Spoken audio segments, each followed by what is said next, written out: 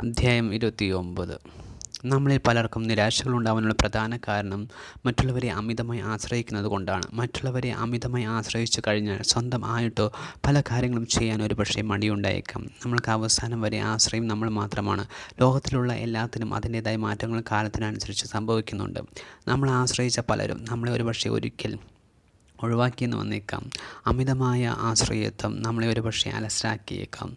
മറ്റുള്ളവരെ എല്ലാ കാര്യത്തിലും എല്ലായ്പ്പോഴും ആശ്രയിക്കാൻ സാധിച്ചെന്ന് വരില്ല. നമ്മൾ ഓരോരുത്തർക്കും മറ്റുള്ളവരെ അമിതമായി ആശ്രയിക്കാതെ ധീരതയോടെ സ്വന്തം കഴിവിൽ വിശ്വസിച്ച് പരിശ്രമിച്ചുകൊണ്ട് മുന്നോട്ട് പോകുവാൻ സാധിക്കട്ടെ.